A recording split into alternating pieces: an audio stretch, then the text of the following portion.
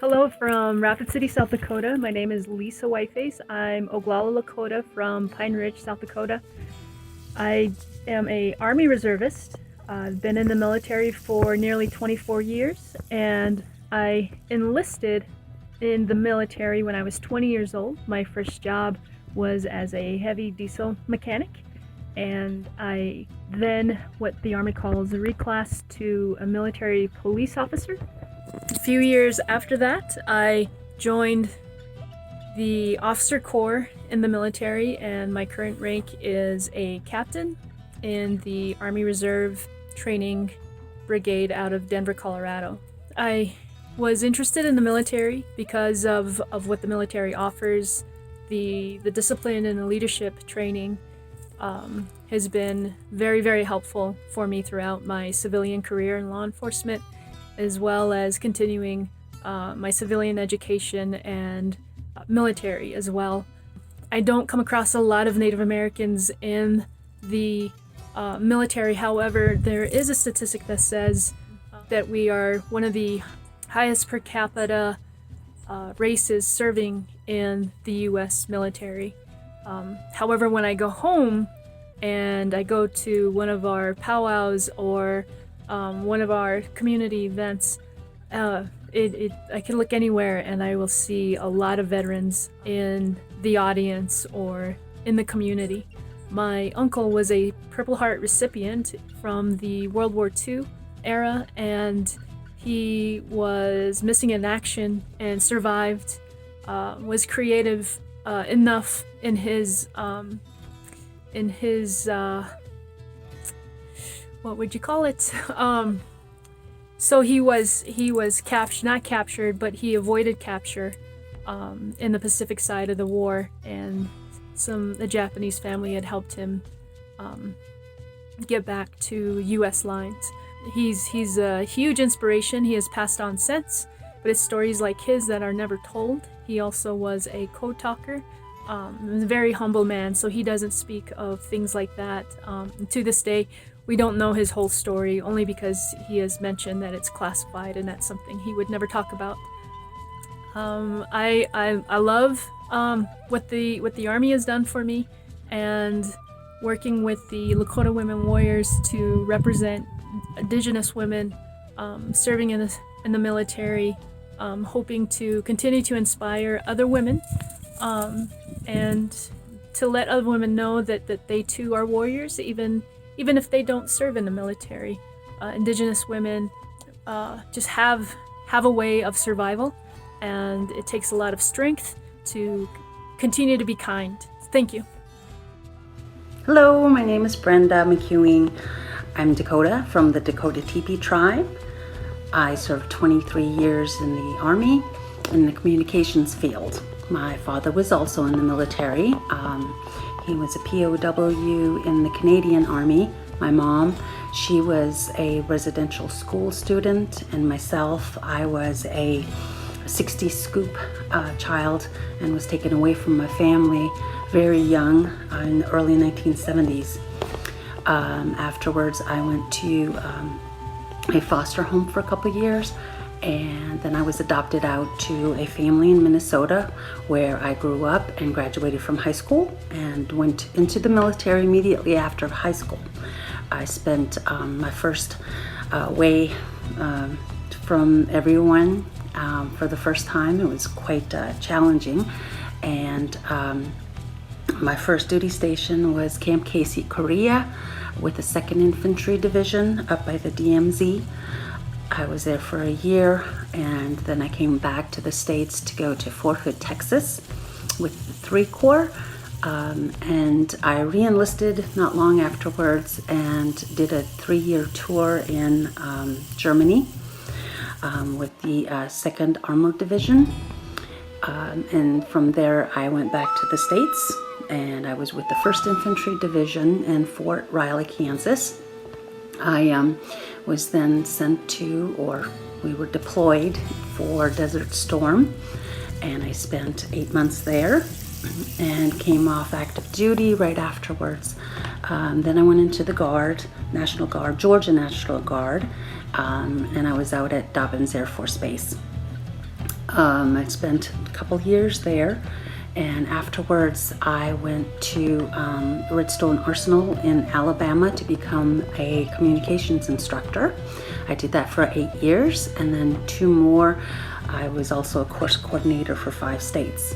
I was then sent to Operation Iraqi Freedom for a year from 2005 to 2006, at which time I was the platoon sergeant for a satellite communications company. After I came out of the military, I felt that I had lost purpose, and I really didn't know what to do. So not too long afterwards, we started adopting platoons and started sending care packages overseas to soldiers that were still deployed. And as time progressed, I still felt that I needed to do a lot more for our soldiers. And I have a nonprofit, and the nonprofit is First Nations Women Warriors, and which our mission is to build homes for veterans. In fact, it was March 8th this last year. We broke ground on our first home, and unfortunately, because of the virus, we had to stop.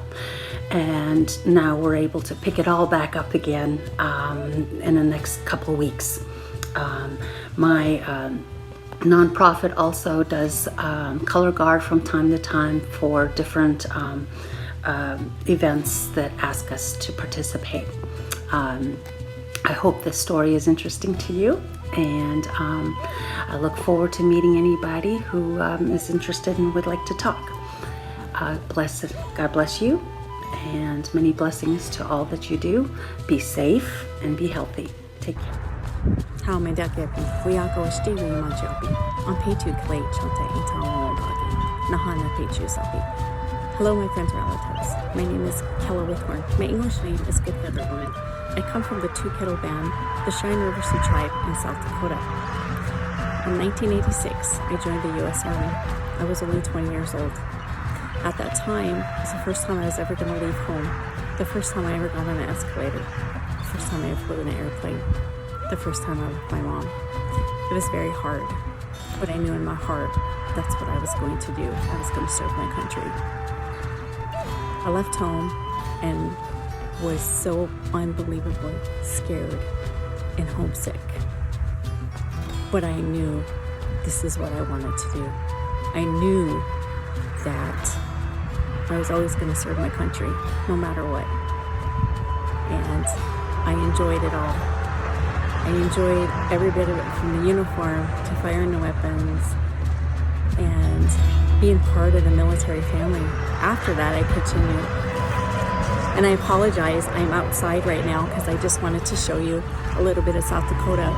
It's cold right now, it's almost Halloween, it's freezing, it's about 28 degrees. Wind chill is probably a lot colder than that. And I chose to be outside just because I want to share this with you. And it's beautiful here, it's gorgeous. But I wanted to continue and say, after I served my country, many years later, in 2014, I was co-founder of an all Native American female color guard group, and our name is the Lakota Women Warriors. And as the Lakota Women Warriors, we have traveled nationwide. We've attended conferences, speaking events, parades, ceremonies, and sometimes we do attend funerals of fellow veterans that have passed on.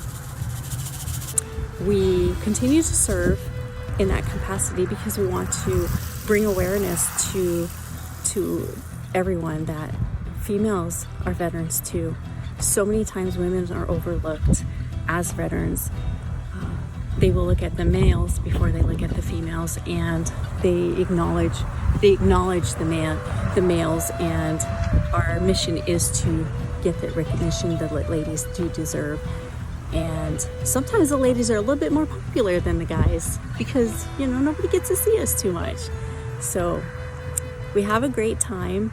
We enjoy it. I would like to say that I love the fact that even though I was a scared little girl, that I left for the military, that it changed my life. It changed my life for the better, and it also gave me a great foundation because I feel I would have just become a statistic, but I've earned my master's degree and I'm on my way to retirement soon, and I enjoy it. I enjoy my culture. I enjoy what I do with my fellow veteran sisters, and I want to thank you. Thank you for the opportunity. Hello, my name's Glenda Littlebird. I am Northern Cheyenne, Northern Arapaho. I'm from Montana. I'm presently living in Wyoming, pursuing my bachelor's at CWC in Riverton. I served as a specialist in the United States Army, an NTC Military Police Company, Port Owen, California. My overall experience in the military was positive. I appreciate being a veteran. I appreciate my service. Everything was a good experience. I had some negative times, but overall it was good. And I emphasize it to our young people. Being a warrior is in our blood, and we tap into it when we can, the best way we can. And I appreciate your time and consideration. I wish you all well.